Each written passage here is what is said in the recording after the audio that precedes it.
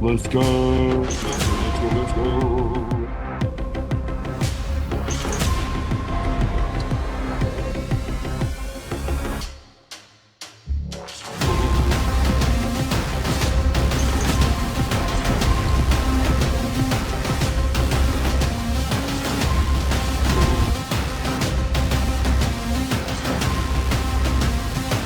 The exodus of your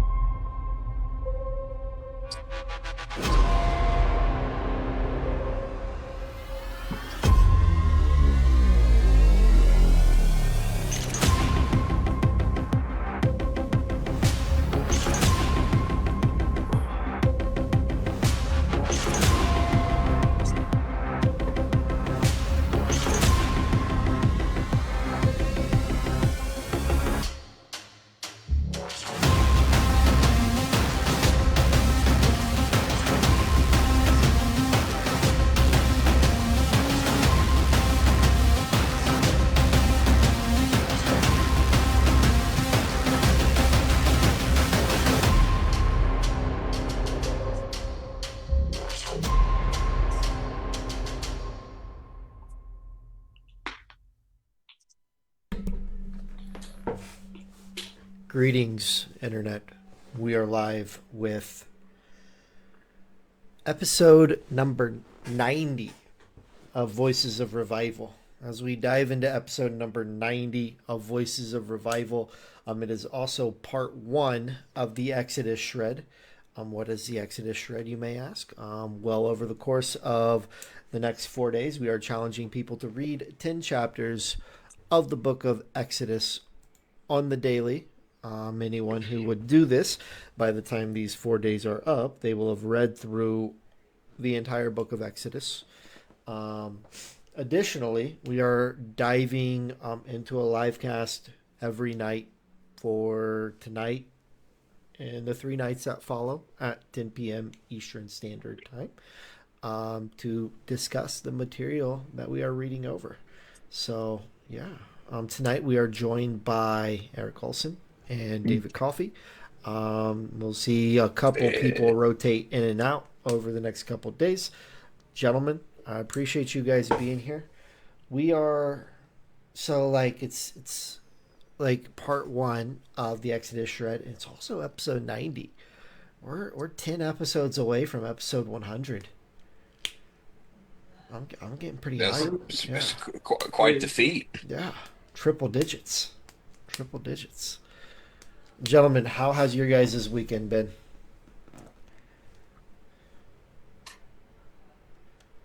You go first. Eric, go first. Man, my weekend was my wife was out of town and took the liberty to do absolute less than nothing, actually. That's If nice. there was a way to do less than nothing, I did it. Yeah, that's nice. Didn't even touch a dish. Used paper plates all weekend. We're good. It was peaceful. Went to church with my mom. Yeah. Smooth weekend. Very nice. David over there rocking that Theos merch. Oh yeah, always good. Yeah. I know What's Theos? last time you had that undershirt on. Yeah, Yeah. this is the hoodie. Just comfortable, casual Yeah. wear. I had to do some painting today and wanted something old that I wasn't afraid of getting paint on. Okay. And it's kind of cold, man. Like we've had all this good weather and then it gets cold. Yeah. It's freezing cold outside. Like the rain was killer today. But yeah, man, good weekends. We watched Paddington in Peru. The story of the bear in Peru. It's a movie. It came out. Riveting. So went there with my kids and my wife. Went to Dewey's Pizza. Man, it's been a good weekend. Yeah. laid back. Spring is here almost. It's here officially, but we're almost there. Close. Dewey's Pizza. What's that? Dewey's Pizza, Austin Landing. Okay, Okay. Pretty well, good. I've never heard of it. It's in Austin Landing.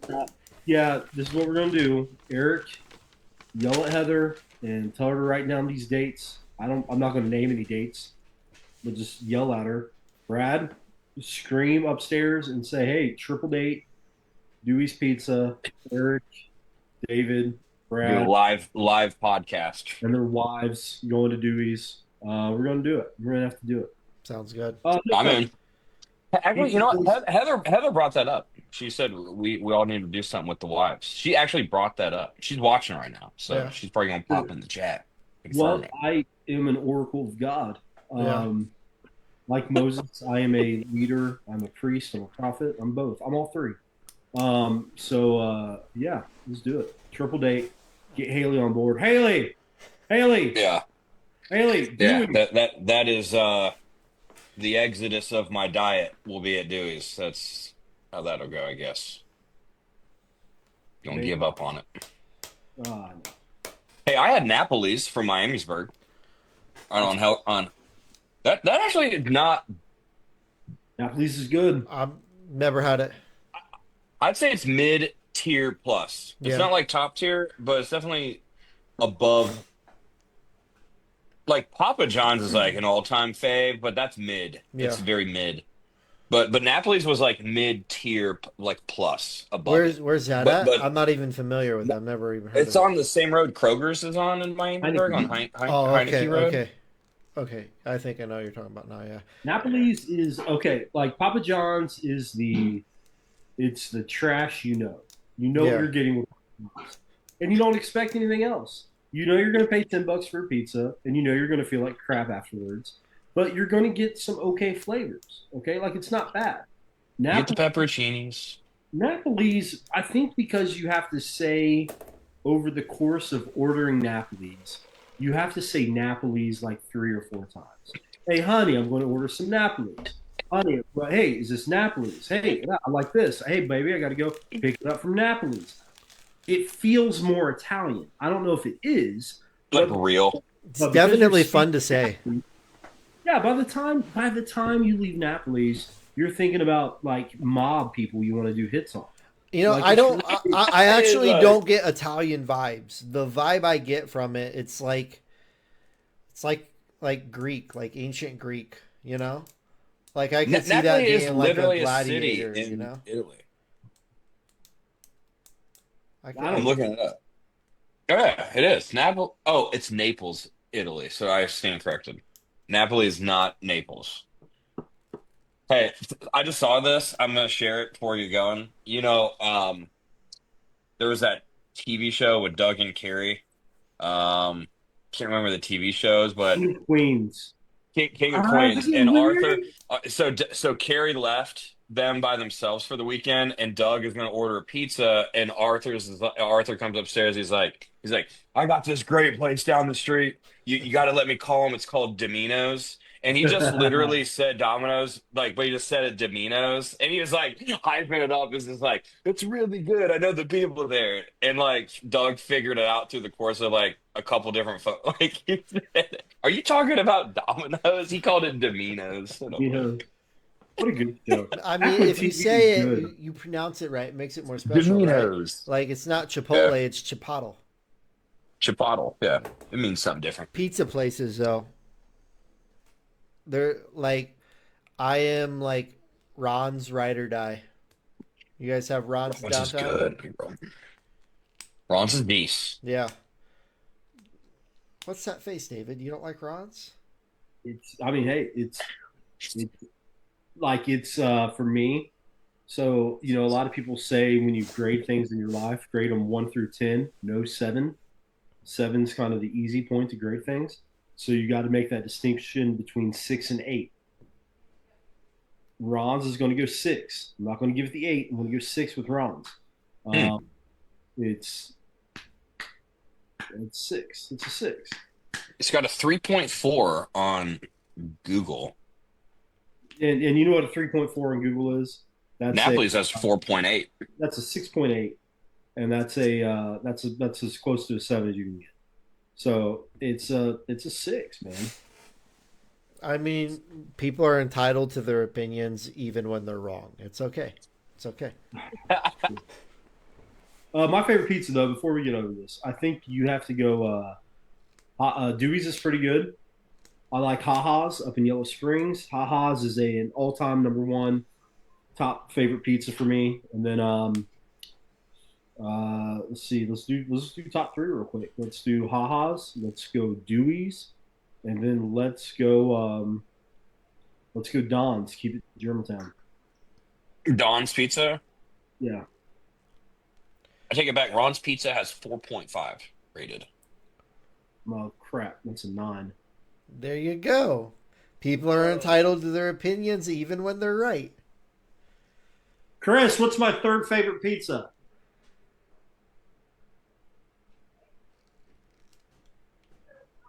Yeah, is that right? I'm just looking up pizza reviews now. Brad, top three favorite pizzas? Bro, I don't know. Ron's. Dude, it's Ron's. Yeah, Ron's is getting lots of 5. Someone gave this one a 4. Like I don't This is a feel 4-star review. like the only pizza place I've ever had that I'm like, I These are freaking love 4. this is Ron's. Like Yeah. everything else just kind of blends the same. Actually, I would put Casano's above like all of the other like chains, you know? Don's is good. I like Casano's. But what's cool is Marion's is not coming to become just now. Marion's is that, yeah, Don's and Marion's. Marion's is you know what you're getting with Marion's. Yeah, it's not I didn't think about Marion's. I put Marion's up there. What do you guys think about that? I don't know what it's called now. That one place in Germantown, like, used to be Captain Nine's. What's it called now? Parkside. Parkside. What do you think about the pizza there? People have been going there a lot after youth. Yeah. I think I know. Okay, like I'm kind of biased. I know the owners of Don's, and they're great. Yeah. And family members of them, bought Parkside. I think from Captain Nine's, made it Parkside. Anyway, it got bought by P3 over in Miamisburg. It's over there behind the Dairy Queen in Miamisburg. Those people bought Parkside. So anyway, I haven't had it since the new ownership. But it was very Captain Nine's for me was always inconsistent. Yeah. Sometimes it wouldn't be baked well and it'd just be kind of gooey. But when you got a good I'm not lying. When you got a good Captain Nine's pizza, you put it up there with everything. Yeah. It was some of the best. I ate it not long ago, and it was like I was like, holy, this is amazing. And then I went back and got it like carry out a couple weeks ago, and I was like, this ain't what I remember. I don't know. Like if you get Captain Nine himself baking the pizza, yeah, it was probably. But the consistency was an issue. That makes sense. We'll break on that all day, gentlemen. What are we talking about? The Book of Exodus. We arrived. 10 chapters. 10 chapters. A lot to process. David, surface thoughts. What do you think about the first 10 chapters of Exodus? Well, introducing Moses to the scene, and he's not coming at a peaceful time. Moses is looked at as a Bible hero, one of the heroes of our faith. So we get a pretty fast introduction to him once Exodus starts. And I was talking with some of my boys in Catalyst Kids. I have a boy who is a genius. He's a genius. And which one? Which one? Which kid? Yeah. Peter. Peter, yeah. He's brilliant.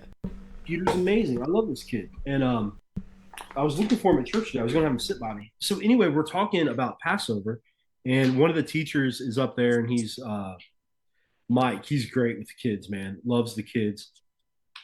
And he starts like talking, and then he would ask like rhetorical questions, and Peter would give like in-depth answers like about everything. And Mike was like, "Dude, you might as well just get up here and teach. You know more about this than I do." But it came up. It came up. He's like, well, Moses is known for being the first one to really talk with God, and that's not true. I had to correct Peter on that, but I had to say, has like a lot of Old Testament scholars, how they or Bible scholars in general, uh, how they identify people is, are they prophets, kings, and prophet. I think it's just prophets and kings. I'm not a Bible scholar, so I don't know. But I think you just identify people as being prophets and kings. So when you have that's not it. There's a third one. I'm missing it. So when you look at Abraham, you have a prophet. He's not a king per se, but he leads his people. He leads the Israelites. Then you have Moses, and he is the first real prophet king that we're going to see. Why prophet king? Why that title is so important is because we're going to follow up. We're going to go into David, who's a prophet king, and then we're going to go into the prophet king of all prophet kings with Jesus. So when we see people who take on these roles, it's kind of cool to put them in comparison with what does this role look like, and is this a role shared by anybody else? And Moses, like I said, is really the first one to take on that role of prophet king. So this guy's an important figure, and the more we learn Shadow. about him, the more we learn about his story. And Brad, how as we were talking a few weeks ago, as we see his imperfections, as we see the steps of faith he has to take, it's beautiful. Exodus is not my favorite book of the Bible, but it's part of the five books of Moses. I love it. I love it. I like Genesis better. Genesis is great, but Exodus is an exciting sequel to the Genesis story. So very excited. They came out with a movie in 1995 called Moses. It's free on YouTube, FYI. It's over 3 hours long. I watched it over 2 days last week. Not as like a prep for this. I just watched it because I typed in like any sort of documentary, that would like. Eric and then actually and then I didn't. Eric actually didn't read it. He read the book of I Exodus at watched the all. He movie. just watched Yeah, the movie. Pretty yeah. easy. It was the worst acting I've ever seen. It's not worth watching. But one thing that you could see in the acting or like the depiction of it is like the guy was just stricken. I don't think the guy enjoyed anything. Um uh Moses doesn't strike me as somebody who's having fun. So he's maybe he's just like he's just a grumpy guy all the time, and he's not passionate about anything he's doing. And but it's funny how God can use somebody uh and all you have to be is just willing. I mean, you can be unhappy but be willing, which is like a weird combination of two things to do. To be, I One of the guess. things that really, a couple things really stuck out to me when I was reading the chapters today. But one of the things that really stuck out to me was when like God comes to Moses and he's like, "I want you to go and like deliver my people," and then Moses just like starts dropping like all of these reasons on why it's not going to work. You know? Yeah, Exodus 3. Yeah. And he had prophet, king, all priest, prophet, prophet, king, king, priest. priest. I'm sorry. Yeah, But yeah, he had all these Prophet, reasons on why king, it's not going to priest. work, and it was really through like the imperfections that like God, God shined, and like all the imperfections, like God had something to complement that, you know. So like, and that's why like the diversity within the body of Christ is so important. Like me myself, like I have strengths, but I have glaring weaknesses, right? And those weaknesses are major issues. But other people complement those issues, right? Um, I think it's wise to be aware of your shortcomings and surround yourself with people that are the opposite, you know? So, yeah. I mean, how many times have we received some sort of supernatural instruction from God, and then you're like, I don't think I can do it. All the time. I Gideon. mean, We just talked about Gideon. I know. I all the doubt my time. abilities, even though you asked me to do it and you didn't mess up when you asked me. And you also didn't mess up when you made me. So I know you're asking me on purpose, but I'm still going to doubt it. Yeah. Okay. In Jesus' name. I'll just say no respectfully and move on. Like, okay. Um, but then he did it though, and it's like No, he got helped. I Good. think I think I want to say like to I bring this up sometimes with uh, salvation and healing. So we have this. This is just encouraging. I think this just came to me. Okay, we we see people who get saved in church, and this is a phenomenon that's happened at ALT multiple times. Somebody who just comes from a crack house in Hamilton, and they give their heart to God, and then like a week later, they're laying hands on people, and people's like eardrums are healing, and broken bones are being mended, and crazy things are happening. Okay, and this person just got saved, and their their faith is like their belief and their disposition toward God is anything can happen. Anything can happen. And then you see a lot of these saints that have been in the game for a while, and it's like, I don't know, man. I don't. He doesn't. Don't really see him operate that way. Anyway, it's cool to see. It's cool to see Moses, who sees God. Like he takes his hand in his shirt and it's leprous, and then he pulls and it's good. Okay, and then he throws a rod on the ground and turns into a snake, whatever, picks it up and it's gone. Then he's like, well, you made my tongue wrong. Okay, like when I was born, you screwed up the way I talk, God. And he doesn't say it like that, but he keeps, like you guys were saying, he keeps throwing roadblocks in there. And I think it's one thing that we need to realize too is as like New Testament Christians, we have this belief that Jesus was co-eternal with God, came to earth as a man, died for our sins, was resurrected 3 days later, and we think all these like mystical things about that because he died. God looks at us differently, and we can enter the kingdom of heaven if we have faith and if we believe in Him. So this whole concept is wild, but so we believe in that for like salvation. But then we say, okay, I have this need I have in my body, probably can't heal and it's like okay so when any of the responsibility comes on like believing for something that's my life and what I need to do or my calling, it's like okay God, I can believe in you and all the crazy part about salvation, but I can't believe that you're going to use me in healing. I can't believe that you're going to heal this need I have in my body. I can't believe that you're going to come through in this financial way for me. And I think that we see that with Moses. Okay, God, I just saw you in a burning bush. I just saw you do these miracles with me.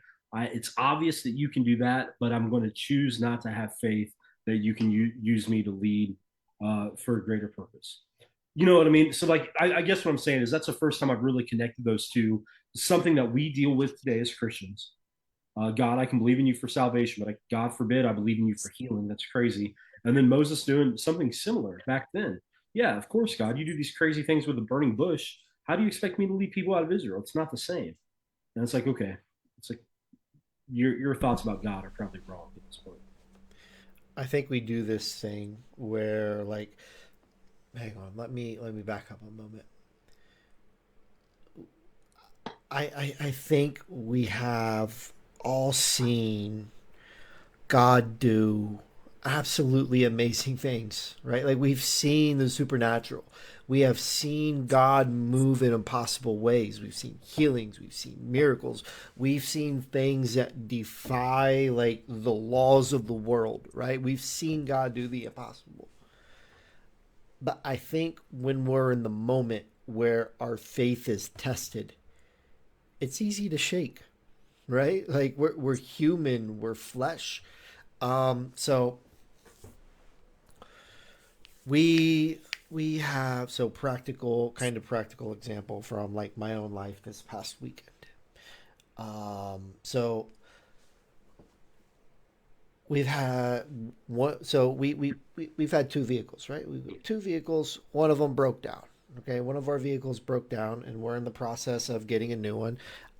So things are in motion, and should have another vehicle here soon. Um, I take my wife, like I take my wife and I drop her off at work, and I'm coming home Friday night. And as I'm coming home Friday night, like the vehicle I'm driving, the one we have that's like good, like we've had it for years, never a single issue. I'm driving home and like it's not shifting. Like it's not shifting. Like it's stuck. And like immediately like I don't shake easy, I don't rattle easy, like I rattled. Right, like it was not good. It's like, God, this is like the worst timing possible for this. And like the only thing I know to do is pray, and I start praying, and like nothing's happening, and I'm praying, and I realize while I'm saying this prayer, right, and I'm asking God to like move supernaturally on this, like I realize that, wait a minute, I'm not, like I'm like asking God to do this thing, but like I don't actually believe he's going to do it. And then like I had to just like take a step back and like check myself, right? Like, is God who he says he is? And my prayer completely shifted, right? It shifted to where like I wasn't looking at this situation that looked like a complete disaster in front of me, right? It shifted off of that, and it just looked to God. Like, is he who he says he is? And he is. Prayed again, and no issue. Have drove the vehicle countless times since that night. No issues. No engine light. No nothing. No sign of anything ever So being would you wrong. say? So would you say it was like you prayed out of like natural instinct? I Because that is like that's like like I said, that's a good natural instinct yeah, to be truthful. But then you were like, well, hold on a second, let me like deeperly dive into this. yeah. I think so. I think it was a moment where like Hmm. my faith was just put to test, you know? Like it's easy to have like a list of things in front of you that you're praying over, right? Like it's easy to like work through the list and like pray over the things like one by Hmm. one by one by one. But like it was like I was standing in the mix of the fire, you know? Like it's now or never, God, right? Like I'm here driving on 75, and this thing's like, nope, I'm done, right? Like it's like now or never, God. Well, it was like a moment where like the faith was like genuinely like put on test in the mix of the fire, you know? Like, I think that's a good like tripwire for us too, is when something happens and our peace is gone immediately. Okay, a check engine light coming on, I hate it. I hate a check engine light coming on. I Oh hate man, tire it's the pressure light coming worst. on. I hate it all. I hate it all. And I'm not super like I'm blessed. I've got an uncle who like is like a just great mechanic. He's got a lift. He can do everything, and he's amazing. And I know like the financial burden, he's not going to charge me. Like most of the time, I pay him money, and he's mad at me for giving him money for it. So I know I'm blessed with that. But like still, man, in those moments, if there's something that takes away your peace right away, that I mean that's a tripwire of what are your views of God? Do you think that he cares about this? Do you think that he's going to take care of you? Even if your engine blew up on 75, that would shake you. So I think it's natural. You're going to become a prisoner of the moment. You're going to have that, oh, I'm stuck in this 5 minute time period, and I'm going to act this certain way because I'm human. I think that we all have those moments. I think like the test for a Christian is how long does it take you to get out of that moment and see things from a godly perspective. Well, God, you said all things work together for my good. You said you never put on more than I can bear. I know that you're with me. I know that you love me. I know that you've got good plans for me. So this isn't going to shake my life. I told you guys. I think I told you guys last week how like there have been times where I was afraid that like just this crazy anxiety that a pipe was going to burst and the entire house was going to like we were going to like it was just going to be destroyed. They'd condemn it, and the house would fall apart, and we'd probably die. We'd probably honestly die in it, but I'd stay alive because I'd have to live with the guilt and shame, obviously. So like we have this idea that like things are always going to work out bad for us. What is the worst possible thing, and we focus on that. And I think it was last week where I challenged myself to, well, God, what if everything works out well? What if you are who you say you are? What if when you said you were going to take care of me, you were going to take care of me? And why do I have such a hard time believing that? Uh, even when it's the more likely situation that the houses are going to fall apart on Well, Moses killed a guy, and then God still gave him a huge assignment. I mean, me. Yeah. you know, not that What do you, this is like a total side swipe, but no, what do you think about that though? Well, first of all, what do you think, Eric, about like the whole story of killing all the Hebrew kids? I don't. It's hard for me to wrap. Like, okay, the common thought here is that like God will use any person to do anything because He made a promise, I will protect my people. So He will definitely use your Abrahams, your Moses, anybody, anyone with flaws. Obviously, Moses just sticks out because he seemed to have the sourest attitude of everybody. I think that the killing babies part, I think you brought that up. Like Joseph was already in, so in Exodus 1, Joseph is already in position, right? And Pharaoh doesn't know who Joseph really is, right? I think the assumption Joseph's been dead for a while. Nobody remembers. He doesn't know Joseph. It begins with there arose a Pharaoh who knew not Joseph. Yeah. Okay. So, but then the population was increasing, so that was why he decided to cut the kids out. So then Moses gets put in the basket and sent. And how odd it goes right into position, like position A, which is a young gal, definitely a nurturer, picks up this kid that's crying and is like, now immediately becomes the mom. I don't know, man. I just, I feel like that's a common theme in Satan's wrath on earth is that he wants to kill kids. He because he knows it hurts God's heart, and so there's not a dispute that a pharaoh or an evil king would try to make sure younger boys who are like young, like under the age of couple years like are exterminated because then you can't reproduce. So Moses was just again, but it's an odd thing is that like Moses makes it to the top, like you know Okay, It's that's he gets why. it's born. a wild It is story, just right? such a wild thing. Like Like he think just about it's wild that the Pharaoh didn't like. I don't know. yeah, I'll just pause there on my talk, but it's like the most unlikely situation is where your influence is yeah, like heavily, and it's from a mother's love. Like the mother just loved the kid immediately because it was a crying baby. Like yeah. as simple as that. Hooked. You're hooked now. And The ensured that God's love would supersede no matter what happened because that woman was definitely gonna take care of yeah. that baby. You know. The in all of the variables that play into it, right? So like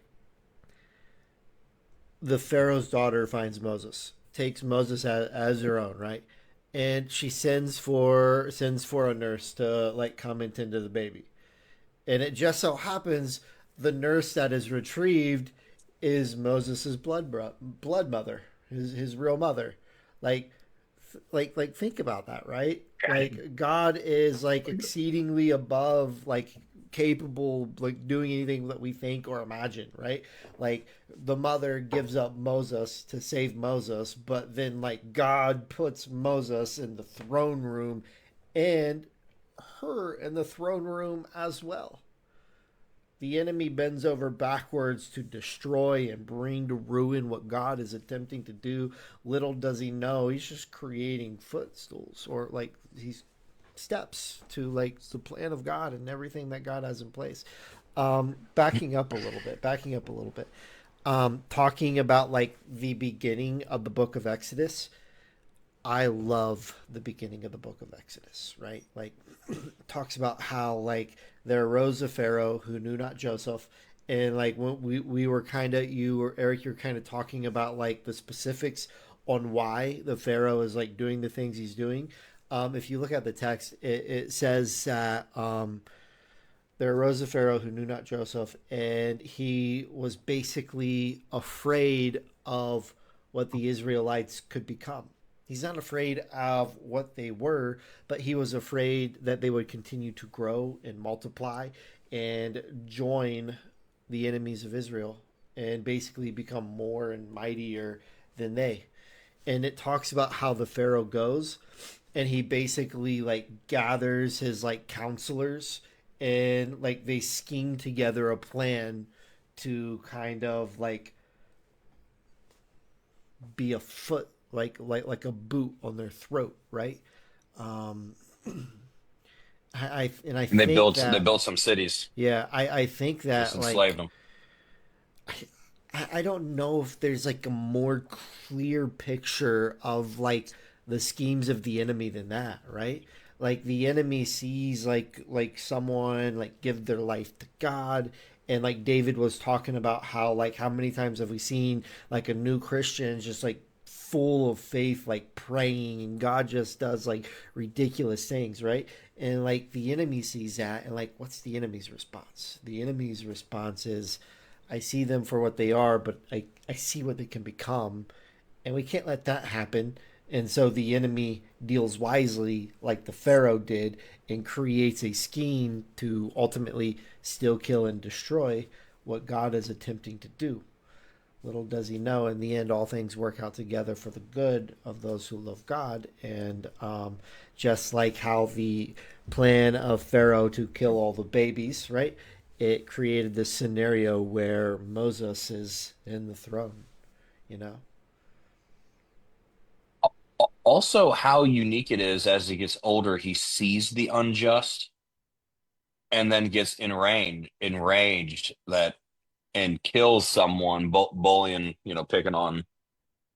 He would have never had the burning bush moment if he didn't do that because he would have been out in the wilderness. And I'm not trying to like recreate some story as a what if, but like Moses, and I don't know how I feel about this. So let me just throw it out there as a risky comment, but like God saw Moses protect his people, even though maybe the guy wouldn't have killed like he was just he just saw how unrighteous it was, and just in an act of like, hey man, that's not right. He just killed the guy, and so like, and I'm not saying it was righteous anger or killing, but like God saw that Moses was about his people, and he was, and more than just his people, he was more about doing the right thing. Like there should be order and respect somewhere, at the bare basics. I Um, I, think I I think that think was maybe where his Moses' sin. fuel I think Moses' deed of killing that guy. I think was the Moses fuel. might be more akin to like a Peter type character, you know? Right? Little loose cannon. Yeah. But that was the motivate. I mean, he's like, you know what? You gonna kick me out for that? Well, I'm gonna come back and get everyone then. You can't bully that guy, and then I'll kill you. But then I'm coming back to get the rest. It's almost like he just played right in the hand of of God. Like, you know what? Now you got a taste of that frustration. Now I'm gonna send you back in to get everybody else. So it's almost like you tricked him. Let me ask It's you guys a tough question. like So the book of Exodus, I love Genesis and I love Exodus, but when I look at Exodus, right, there's a facet to it, and we see that facet in these first 10 chapters that I don't understand. So we read where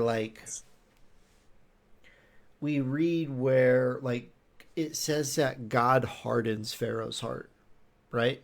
And the hardness of that heart creates this like stubborn aspect to the Pharaoh, right? And it creates this back and forth. Like I don't understand why God hardened his heart. Like what do you guys think about that, right? Like, have you guys given thought to that? Like, why do you guys think God hardened the Pharaoh's heart? I've read a couple like different theories and stuff on it, but like I think it's ultimately kind of just comes down to like people's opinions, you know? Like there's not like God, like we don't ever read where God says, I'm going to harden his heart and this is why I'm going to harden his heart, right? Like God never explains himself. And like God doesn't need to explain himself, you know? But like, I don't know. What do you guys think? I really I've talked about it a few times. I like Dr. Heiser's opinions on a lot of this stuff, Yeah, and he goes into that in detail about the hardening of the heart and was it fair that God would do this. And I forget a lot of it. That was a couple years ago where I did that deep dive, but it seems like the where that landed was Pharaoh had already made up his mind. Pharaoh had already made up his mind, and this is what was going to that makes happen sense. anyway. So you know what it feels akin to me is like the reprobate mind that they talk about in the New Testament, Paul's letters, having a reprobate mind, and it's like, okay, this guy already made up his mind. Let's just get on with the process. Let's get my people out of here. There's no, I don't know. There's no more dealing with him. Are you guys I don't. familiar with No, the you how familiar are think you guys with the Thyatira church in Revelation chapter 2? I always call it Thyatira, so I'm not very familiar with Thyatira, that could be it too. I'll say this, and I'll say this real quick. Sorry for kind of cutting you off there, gotta. Eric. No, you're Uh, good. I want to go right back to it because yeah, it's a good point. yeah. So, on the topic of the reprobate minds, right? I that definitely makes sense being applied to Pharaoh. I think something else that also makes sense that T church in Revelation chapter 2. Um, so a lot of people. So the, I want to be careful what I say. How do I say this? So when it comes to God's judgment, a lot of people are of the mindset that like God's judgment has changed, right? And we see this like we see harsh judgment in the Old Testament. New Testament's all grace, you know. Um, the Thyatira church in Revelation chapter 2, we see God's judgment poured out against them, and in Chapter two. in my opinion, I think it might be some of the, I don't know if harsh is the best word, but very harsh judgment. And I don't even want to like touch it or go into it, but there's very harsh judgment that is levied against his church. And there's this line in the mix of it, right? And it says that God gave them space to repent and they repented not. And like before like God sends Moses to them to like free the Israelites, we read where like God's like, I've heard the cry of my people. I would imagine in like manner, right? Like the Pharaoh had heard the cries too. And the Pharaoh had been given chance after chance after chance to probably like allow a solution to come forth. And like the Thyatirians, he had been given space to make things right, and he did not. And like David alludes to, kind of comparing it to a reprobate mind scenario, that makes a lot of sense. Like, I'm glad I posed that question to you guys. But what were you going to say, Eric? I'm sorry. Well, I mean, no, that it's along the same lines. Like, if you have a child, and I don't have any kids yet, but I could imagine that the kid needs to know that you mean business when you ask him to do something. So sometimes you're relying on disobedience so that you could show your might and power because you want to prevent it in the future. Like, because you just know, like, unless everyone just obeys 100% of the time, I really kind of feel like, well, okay. So I think there was two phases, right? Because Pharaoh's heart was hardened on his own. Towards the end, God hardened his heart. And I don't know if that's like because Pharaoh initially was like, who the heck do you think you are? Like some sort of prideful hardening of his heart. But like, I think that since he didn't bend in it, I think God wanted to really hammer him with like, I'm going to take this the distance and I'm just going to show you, and I don't know if that was super useful. Maybe it didn't take 10, but I do know that the gods that they served, he utilized like a counterintuitive side of it, and you get the Passover out of it too, which is huge. I don't know. The hardening of it was almost like that bigger consequences are coming, and you have to tier them with a kid because you need to teach them that you're the boss. Maybe. I don't know. I'm saying that like super cheaply, but you know, some people are stubborn. Some people only need one disease, or one wave of crap. And Pharaoh's in many ways, I think it shows just how stubborn people actually are too, and how much devastation they're willing to let happen in their life. But before like finally being like, okay, I give up.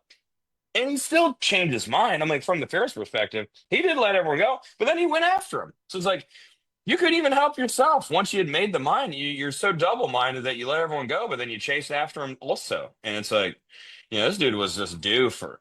He didn't have any depth. I'm just dogging on the Pharaoh now, but I think one thing. I think one thing that's interesting about when you take in Exodus as a whole, you're looking at one of the unique things in Exodus 3 is we get God's name, we get Yahweh. I think it's the first time they use the word Yahweh. God introduces himself. I am who I am that I am, and we never get the Pharaoh's name. I saw that. Sure. So God in Pharaoh in ancient times he was a deity. He was a god. And then we see the war that God wages with the plagues of attacking certain gods they worship. How each of those has to do with a certain god that they believed in, the Egyptian people. So I almost think at this point what made me say that is because while you were speaking, Brad, what made me think about this was I would hate to be an enemy of God. I would hate to be on the wrong side. Where I'm not even just agnostic to it or ignorant to what's going on. I am intentionally working against the plan of God in my life and in the lives of others. And I think that's a dangerous spot to be at. And so I think that sometimes we try to humanize God and we try to read our emotions into it and whatever. Um, I think people do that. So if I had, and this isn't good theology, but it's almost to me like, okay, if you want to keep acting like a god pharaoh, if you want to keep having this posture towards Yahweh, we can play those games. We can go down that path, but nobody's going to remember you by the time this is over. And I'm going to be praised, and my gospel is going to be taught for generations to come. And it's an issue to this day. They're looking people. It's like a scholarly issue. People are looking for the pharaoh. They're trying to figure out which pharaoh this was, and nobody knows. And so they go and they do studies, and they're like, well, this one's got a tomb dedicated to him. Well, if you've got a tomb dedicated to him, then it's not you because this got swept away in the water. There's no trace of it. And I think that's telling of when God's come against the one God. David, we you and I, we disagree on the rapture, okay? But we may disagree on the rapture, but we both agree that there will be a second coming of Christ, right? And like you talk about, you'd hate to be an enemy of God. Like, bro, I get excited when I think about the second coming of Christ. I like the text on it excites me, right? Let's take a moment and talk about the Battle of Armageddon and what's going to happen. All of the armies of hell are going to be gathered together, and like the text in Revelation literally says that they come together to make war on God. Like how dumb can you be? Like it literally says in Revelation that they come together to make war on God. And then the sky splits open. I don't know off the top of my head, but it says that they come together to make war against God. Okay, and like the clouds split open, huh? I didn't study for this. The cloud split open, okay, and then Christ comes. Christ comes, and like this is there's a fine detail here where we disagree, David. Right? I believe when he comes, he's going to have all of the armies of heaven behind him. Okay, they're all going to be behind him. Your belief is they're going to come and they're going to be behind him, and they're going to pause a moment while some come up and join him, okay? But regardless on the fine details, he comes and he's going to have all of the armies of heaven behind him. So you got like the armies of hell here, and they're like, we're going to make war against God. And then Jesus comes with all the hosts of heaven. And then as he comes with all the hosts of heaven, he puts a foot down on the mountain, and the mountain splits in half. The mountain splits in half. It's like the as sea. his foot Just like the sea. touchdowns on the mountain. And then he speaks. And just by the power of his words, no sword is lifted, no blade is lifted, no weapon is drawn. The Lamb of God, the Lion of Judah, speaks. And as he does, just his voice defeats all of the armies of hell that were like, let us make war against God. So what you're saying is the Pharaoh didn't stand a chance in the first place. So like, why are you even putting up a fight? Because we know he's, this is a pointless battle. And you know what's funny? When It's like the Cincinnati Bengals in 2026. Bruh, no, don't go there. Don't go there. So, something that kind of makes me just like laugh a little when I read all of this, like Pharaoh tries to like bargain and get like Moses to compromise, right? Like he's like, okay, you can go, but like, what did he say at first? Like, you can only take the men, right? You got to leave the women and children.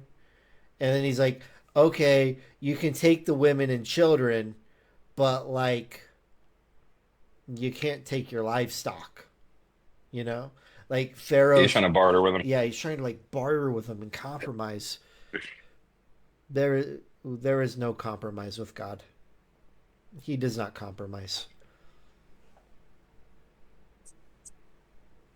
I feel like I used to like when I first got saved, I felt like I feel like to some degree, the Old Testament is like a spiritual depiction of like how you arrived to Christ and how you get to like ultimate freedom, which is like crossing the Jordan. And now you can start really get on the offensive. And I think a lot of stuff at the beginning of a Christian walk is defensive because you're trying to stop doing things that you used to do while kind of vibing out and feeling what the new things are. And I'm like, and I just track with me, and maybe I'm not making any sense, but like if you're a slave in Israel, or I'm sorry, in Egypt, and you're serving this person or, whatever the problem is, the thing, this is called alcohol because it's a common thing. It's like, it's okay. So you're stuck in it. You're serving it. You hate it, but you're there and you're still you're just making it through life. God is now sending things to try to thwart that slavery, to get the guy to get the evil demon or the stronghold in your life to let go. And this God's pursuit on it and the stubbornness to let the thing go. It's like the people in Egypt, they just didn't know how to put up a fight. They needed an advocate to tell them. And until they did, and then you get to the point where like, all right, I'm done serving this master. The master's chasing me, even though I left the home territory. I've been through fights, like I feel like those 10 plagues is like 1, the DUI. Number 2 is a ruined relationship. Number 3 is like, maybe you fail a drug test or something. And then there's like all these things that just keep getting thrown. And then finally you make your way out of it. And you're getting close to this moment where this big ocean's in front of you and the problem's trying to catch back up to you. And you just have I know I'm getting real out there, but like it's either turn back now and go right back to the filth, or you could just take a step and then God made the way. And so then now you're on the other side of it. the evil desire that you had for serving chaos, and in this scenario, alcohol is what I said. You know, now you've defeated it, and there's enough time for you to like get to this place where you're not sure how to live your life, aka the wandering desert. And so that's where I think the commandments come in. And I just like you just walk in new Christians like across the board with the story, and it's like God will always win, and there's not he would send an 11th one or a 12, like he would just keep going, like he'll always go after you, like in defense of his own people, because ultimately that's like the top covenant is Yeah, I will protect my people. that's good. And You I don't made know. you made a comment that like I find interesting. Um, when you were kind of leading there, you were talking about how like early in our Christian walks, like a lot of like the focus with new believers is kind of defensive in nature, you know, and like I feel like something that's like very big that like is like a very important lesson that new Christians need to learn, and not just new Christians because a lot of seasoned Christians are bad at this, right? If there's something that you know you struggle with, find scriptures on that and memorize it, right? And like when that issue pops its head, no, get thee behind me, Satan. It is written, and like you rapid fire combat what the enemy's trying to do with the scriptures, and like that can feel defensive in nature, right? Like you memorize these scriptures to defend yourself and defend your mind, but like I think something that we need to like do for like new believers and also seasoned believers, like I think we need to realize something, right? Like this is not defensive. This is an offensive thing, right? Like when we look at the scripture, it talks about how like the weapons of our warfare are not carnal but mighty through God to the pulling down of strongholds. Like if you look at like the Greek there on the pulling down of strongholds, right? It paints a picture where like it's not just kind of like pulled down, but it is utterly, completely destroyed and dismantled, and that stronghold is brought to ruin. Like we don't have to passively sit by and be a victim in life, right? Like the enemy, the Pharaoh with the Israelites, when he first began to scheme against him.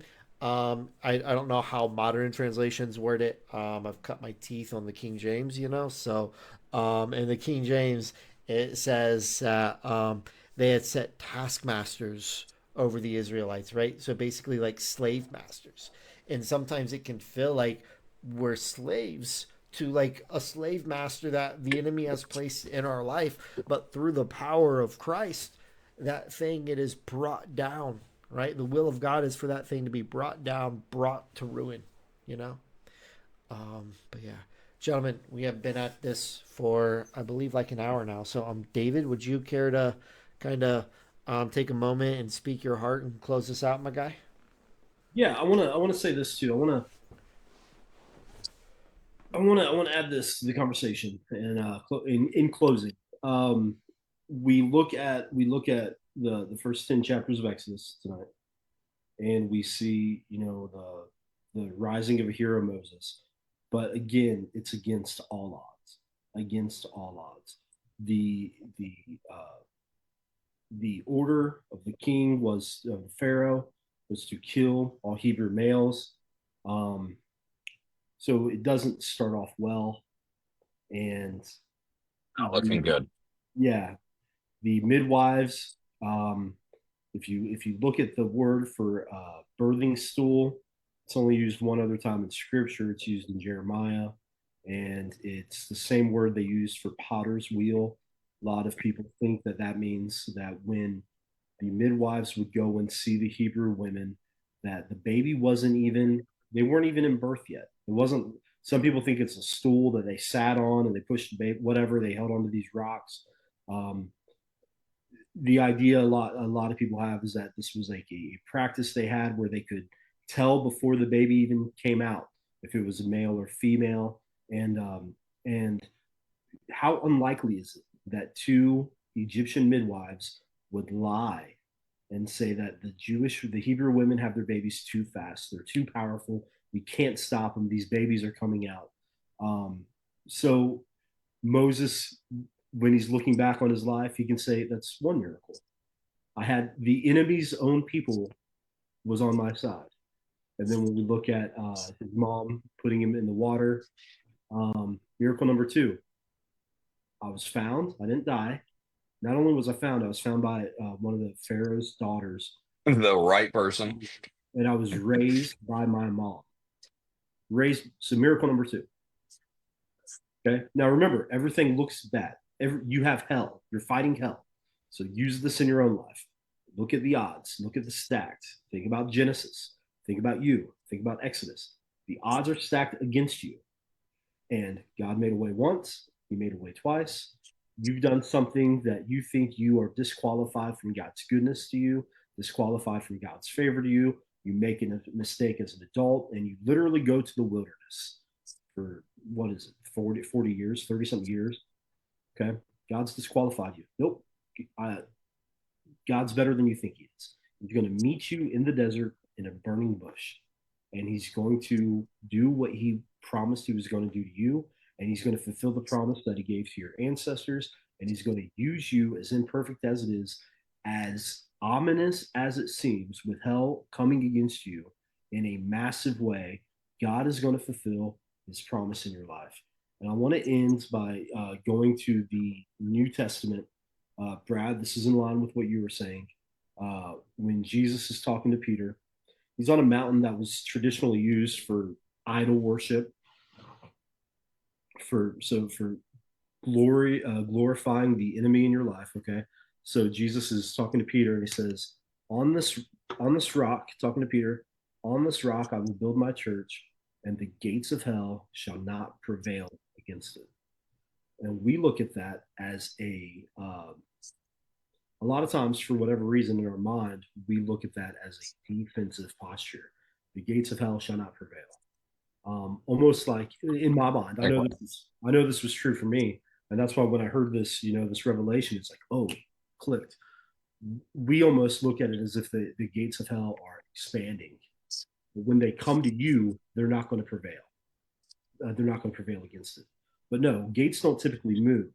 That's an offensive scripture going by Jesus, saying that on this mountain that's been used for worship against idols, on this rock I will build my church, and the gates of hell shall not prevail. I'm on the offense here. I don't have to be a defensive Christian. I can go on the offense here, and I can start seeing the wicked that's been done in my family, the wicked that's been done in my community. Start with you. Start with places that you have let the overcast of the enemy speak lies to you, and you've believed them hook, line, and sinker. Start by taking back your own land in your own life, and then start by freeing other people around you, like Moses did. Start believing God can use you for it. So in your life, I challenge you guys this week, in closing, what areas have we given up to the devil personally, that God's wanting us to have an exodus from? And what areas do we what are our thoughts? What do we think is too big for God? Because I bet it's not as bad as Moses had it. I don't think any of you were supposed to be killed, by decree of the king somewhere, saying that you should die. I don't think any of us were put in that river. So what God's plans for you, despite how ominous and how bad it looks, do you believe that God is a God who can lead people in an exodus out of bondage or not? Do you believe that God is a God who does miracles or not? And when that moment hits, when you want to stop and when you want to just accept defeat, I pray that you remember, this is not who God says I am. This is not the promises of God that I have to live in bondage all my life. I'm going to believe that God will stick to his word. And I'm going to believe, like Brad, you spoke so eloquently in a Facebook post recently, I'm going to believe that God is better than I think he is. Amen. In Jesus' name. David, Eric, Same, thank you guys. same time tomorrow. Yes, sir. Thank you guys so much for being here tonight. I appreciate you guys. I hope you guys have a good day tomorrow. Those who hung out with us live, thank you. Those watching via replay, thank you. And until next time, peace.